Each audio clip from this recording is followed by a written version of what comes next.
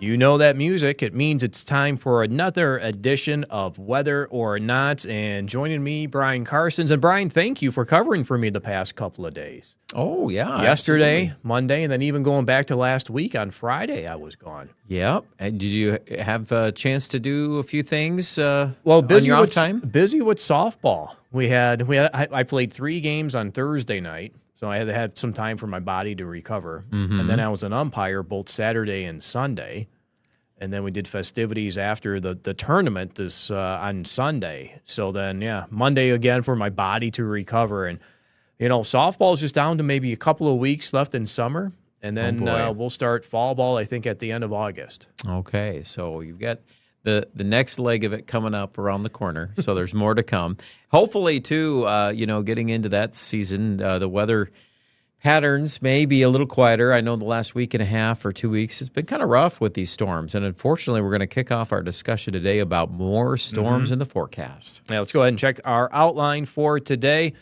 Oh, we will talk about those severe thunderstorms. And, we've had storms this morning, too, but they stayed below severe limits. Heavy rainfall with any storms that do develop. Also looking at the heat and humidity to return. And weekend outlook, and if we have time, we'll try to bring in the overall weather pattern. So, let's start things off. I almost threw at the break, Brian, but let's start things off with our immediate forecast here. So for the rest of the afternoon, we'll have to watch these storms across north central South Dakota. Let me expand that view. You have low pressure to our northwest, and then we have this warm front. Warm fronts are always known to bring in some thunderstorms. They like to develop near that warm front.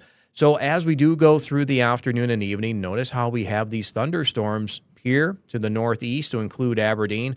Now, keep in mind that we could have severe weather with any storms that do develop within those locations, especially if we have those thunderstorms that develop by themselves. They'll have a better chance to become severe, those supercell thunderstorms, if you will.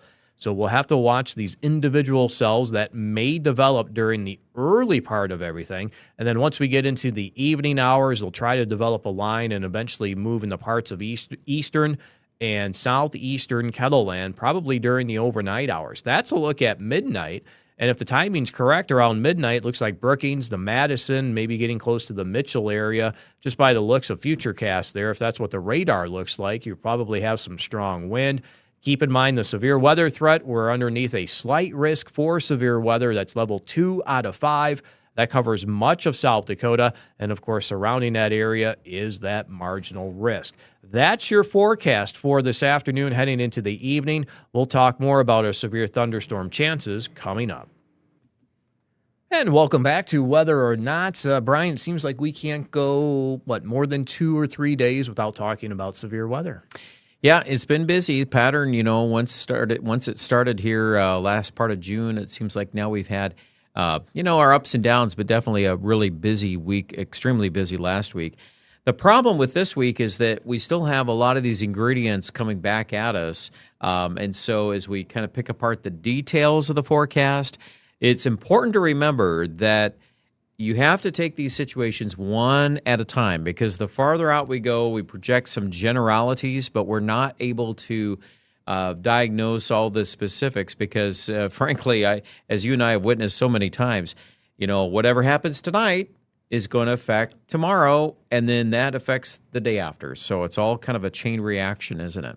It is, and we'll try our best to go with what's expected today and even throw in what's going on for tomorrow, especially as we do get into the overnight hours. But for today, Storm Prediction Center has us underneath a slight risk for severe weather. That covers much of South Dakota.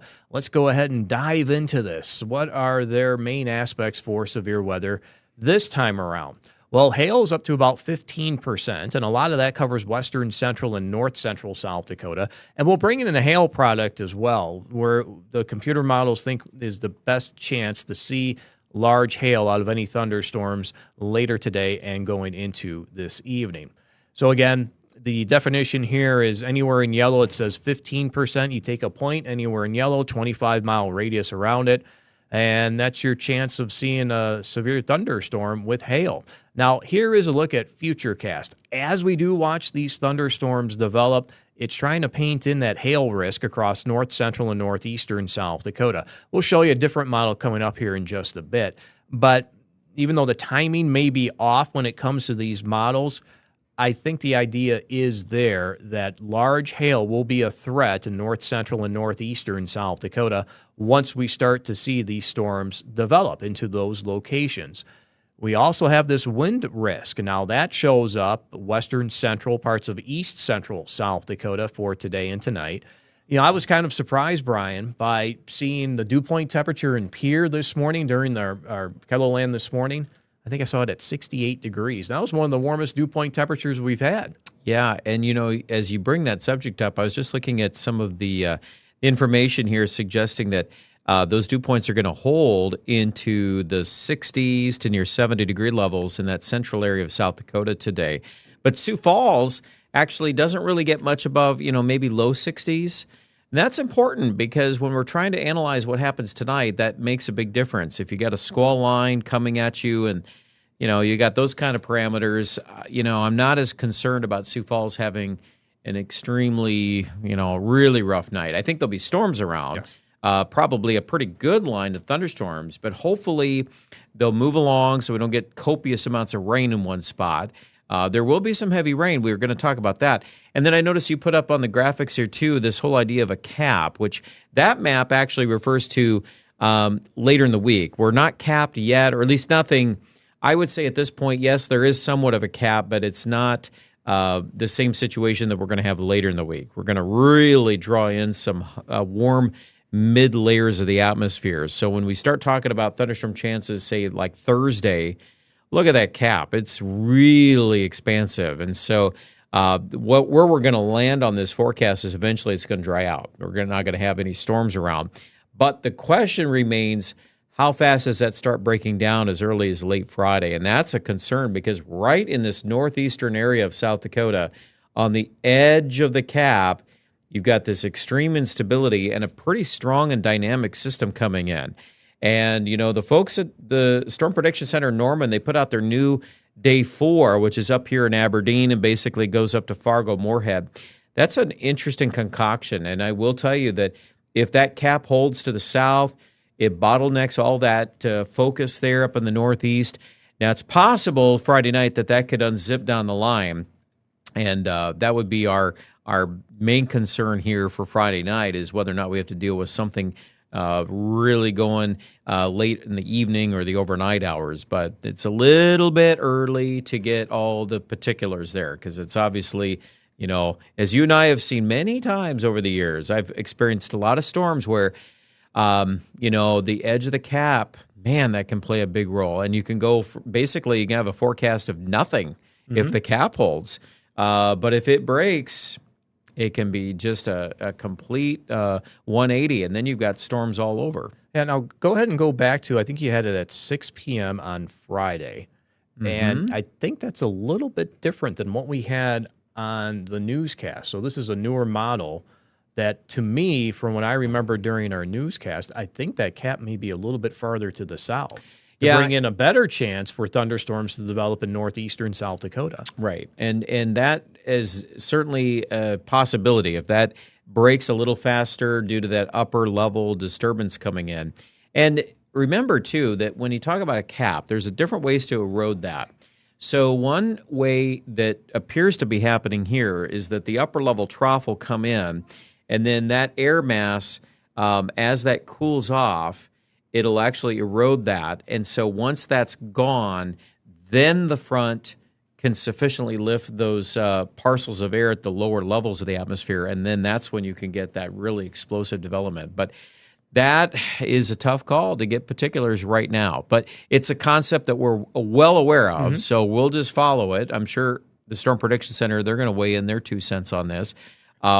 And then we'll have a more of a discussion, I'm sure, tomorrow in the days ahead. Yeah, speaking of the SPC, they already had that Day 5 out yesterday, and of course that becomes a Day 4 for today. And then tomorrow will be in our, obviously our Day 3 when we start to bring in those 5 categories as to what type of severe weather, or their category for severe weather as to what to expect for Day 3, which is Friday.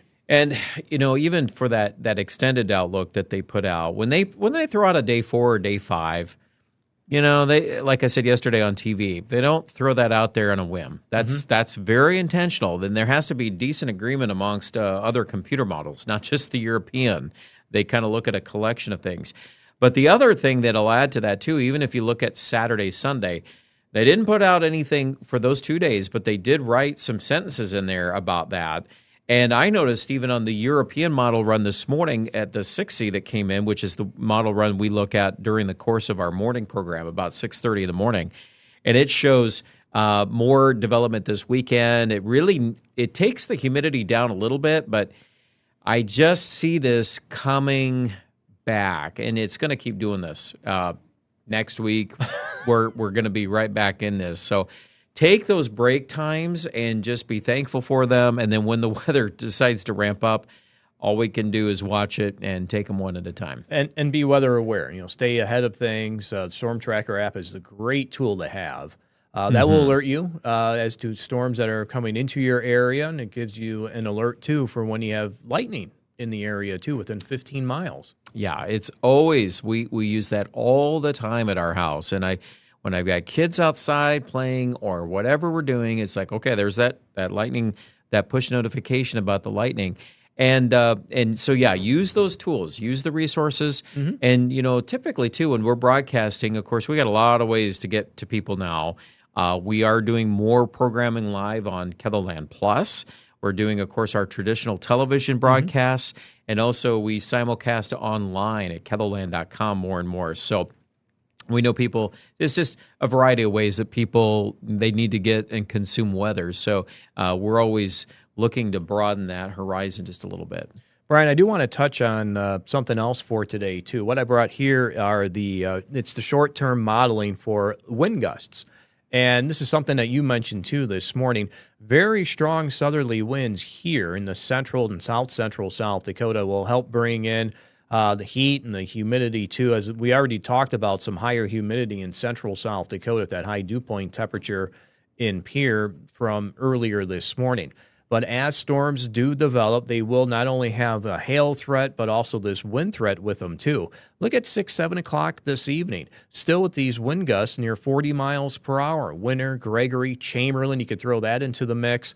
And then these individual thunderstorms here in the northeastern South Dakota, they'll have their thunderstorm wind gusts with them. And then as we do continue to go through time, we'll have to watch these individual thunderstorms as they will probably have strong wind gusts with them as well. Now, this is a look at 11 o'clock in the evening.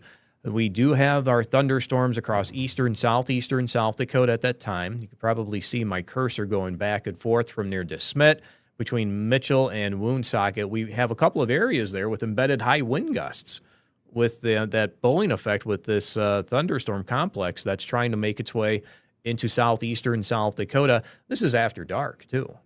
Yes, it is. And so we would be mindful that, sure, this could easily trigger a line of severe thunderstorm warnings. However, it is important that we recognize that this situation tonight is a lot different than the one that we had, a number of days ago when we were forecasting, widespread severe destructive winds. Because you got to look at the parameters here tonight. You don't have the nearly the amount of energy there for these storms. Once they get over to Sioux Falls, they'll weaken. Now, the question is, how much will they weaken? If they come in from the northwest and they have nickel-sized hail and 60-mile-an-hour wind gusts, for most people, as long as you're in your house, you're going to be okay. There's, that's the kind of warning that, we definitely want to, protect property. We want to make sure people are safe. But that's a whole different story than compared to like 80 to 90. And when you're talking destructive and just such intense winds. So that's the difference tonight. And these outlooks kind of describe that too. The general slight risk that's out there tonight. You notice we haven't talked about enhanced. We haven't talked about moderate either. So there is some good news here. We're not getting into those discussions, but we still have a number of storms tonight that easily could populate the radar. And, even if you end up with 5, 6, 7, 8 storms that are, producing nickel-sized hail and 60-mile-an-hour winds, it's still a lot of volume of information for sure. And periods of heavy rain. Exactly, yeah. And the heavy rain can be definitely a threat. I've seen several runs of this data this morning suggesting pockets of 1 to 3 inches of rain locally.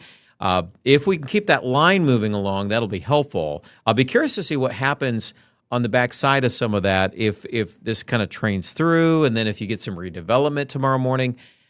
That's a concept that's there. One other little piece, Scott, we haven't talked about is Wednesday night.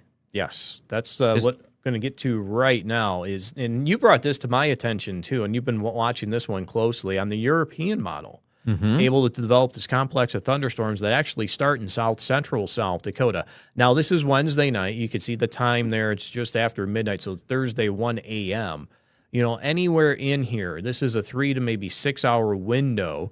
Anywhere in here from just to the west of Madison over toward, we'll say, central South Dakota from Pierre to Winter, Chamberlain included, we will run this thunderstorm risk. And those thunderstorms that do develop will also bring in some gusty winds with them too. Yeah, and it's an environment that we're not, it's kind of hard to describe this a little bit because what I would say is what my take is, we've got an upper air little disturbance. There's a little, what we call a vorticity maximum. So there's basically a little spin here that's helping to invigorate the general uplift ahead of this. And so it appears like the model is really, at this point, bolted down to this idea that little piece is going to move through. Now, I'm assuming that tomorrow night the atmosphere should be even more charged up in the southeast, because ultimately where we land on Thursday, Friday is we got a bunch of heat and a bunch of humidity. So again, tomorrow night gets a little tricky because we got to get through tonight first. You got to get through those thunderstorms and then see if those deposit any outflow boundaries that interact with this. And then if this kind of plows to the east, it appears to me that the modeling is pretty fast, because the only thing we can show on TV, like this picture here you have, this is is this the 3 hour or the 6 hour? This is the 3 hour. Okay, that makes sense. So yeah, this is over a 3 hour time period where the rain is located. So you have to remember that it's not going to rain. It's not going to look like that on radar. It's going to be a line that's more of a narrow line, but as it's moving along, it's going to move fast because it has rain almost to Sioux Falls on the front side, and the back side is almost near Winter. So that's over 3 hours. It's moving along pretty good. And I could argue the model, that's not exactly its strongest thing that it does, is handling the timing of how fast some of these things really roll in reality. But as it gets closer, we'll have other short-term modeling data that will help too. Correct. Yeah, we'll be able to funnel that into other things that we can show. All right, heavy rain. Heavy rain, what else do we have in here? We have heavy rain and the heat and humidity coming back. Yeah, we'll not my favorite subject, Scott. We'll talk more about that coming up. Much like what we've seen with any thunderstorm that rolls through, it seems like over the past, I would say, month or two, the heavy rain is quite a possibility with any storms that do move through again. Let's go ahead and talk about that. We look at a product known as PWAT. That's precipitable water. And Brian, you always mention, I have your face coming in here too, it's like wringing out a sponge. You have the column of air just stacked with water. And that's what the computer is measuring. And it all depends on where these thunderstorms develop. And if you're underneath a lot of that PWAT value, that you'll get periods of heavy rainfall. And that's what this is trying to show, too, especially during the evening for this evening. Northeastern South Dakota, we've kind of been picking on them, too, with the hail aspect with these storms. A lot of this starting in north central, eventually moving into northeastern South Dakota during the evening hours. And that's where we can see some periods of heavy rain. Looks like even close to Huron. We'll say Huron, Watertown areas to the north with those thunderstorms that do develop as we do get into the later part of the afternoon and heading into the evening. And it even shows some of that in the south central and southeastern South Dakota. It'd just be a timing issue as to when that happens. And then as we do get into Wednesday, it's trying to bring back a little bit more moisture here with those thunderstorms that we just talked about before the break in eastern and southeastern South Dakota. So we have other things that are kind of pointing to our thunderstorm chance as we get into the overnight hours Wednesday into early Thursday morning. And a lot of that is trying to be centered across south central into southeastern South Dakota. Oh, it's your favorite, Brian, the high heat and high humidity. Or maybe it's the garden's favorite. Well, it will help ripen up some tomatoes. I got a few of them that are just starting to turn red, not quite there or pretty close. The little cherry ones are turning, but all that vegetation just loves all that heat and just that humid weather, if you will. So that's definitely part of the forecast. And of course, for us human beings and the pets, and just thinking about everybody that has to endure heat and humidity, we just go through our same talking points again. Do your work early in the morning or later in the evening when it cools off, and just try to stay hydrated the best you can when these heat spells come in. And obviously, that's kind of our headline with this heat index forecast. You're talking about dew point. Yeah, let's go ahead. We'll go into your machine here with the heat index. Okay, so this takes into account both temperature forecasts and also the humidity that wraps in here too. So let me do this here quickly here. We'll just hit the play button and we'll kind of run through these numbers. So let's fast forward to tomorrow.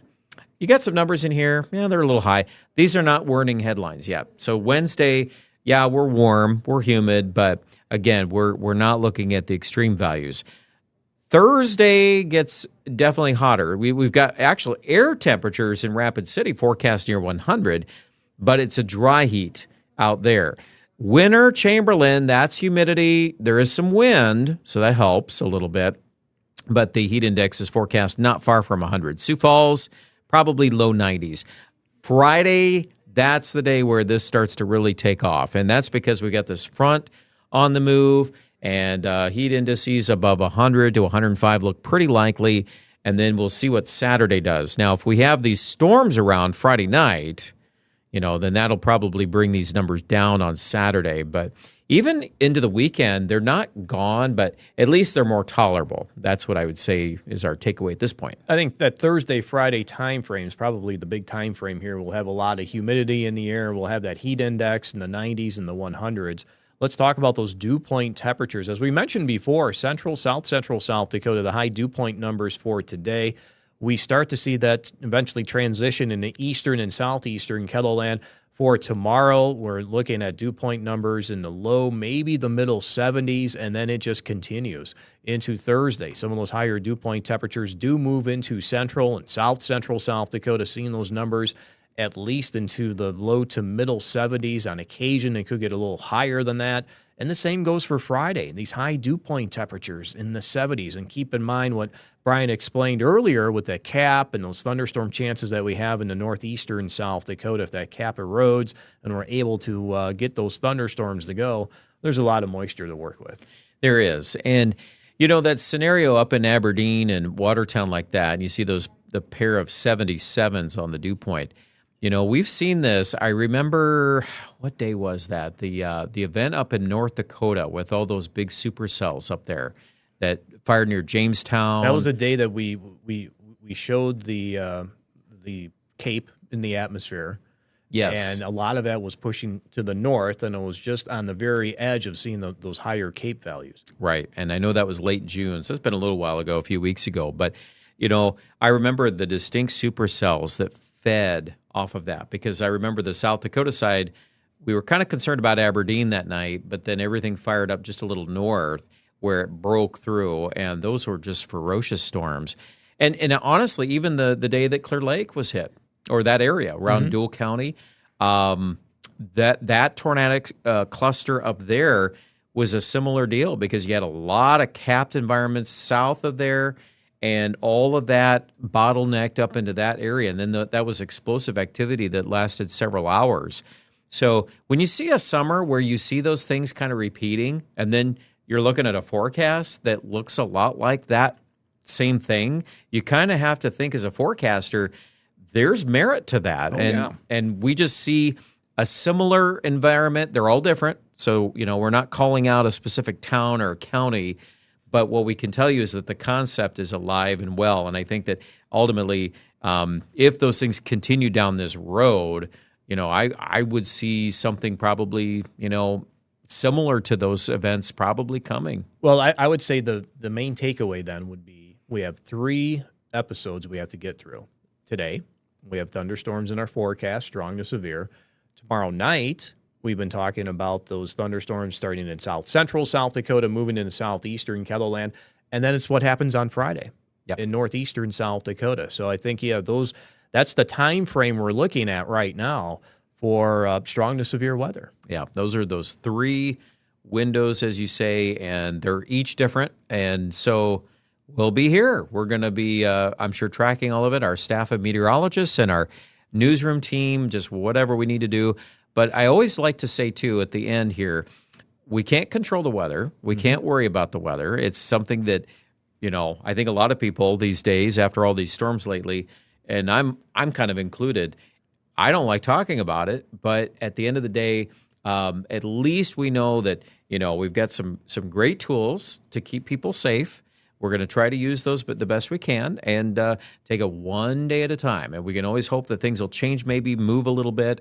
So just keep that perspective as you watch the weather. And the one thing I've been having a hard time with when I'm talking to people, too, is remembering what day when we had them all strung together a week or two ago was Sunday, Monday, Tuesday. And it's like, okay, well, Monday I know that eastern Sioux Falls had some wind damage. Or was that Sunday night? And then Monday it was the western side. And see, I still can't keep things straight in my head. Well, it all runs together sooner or later. You're not alone on that, Scott. It's confusing.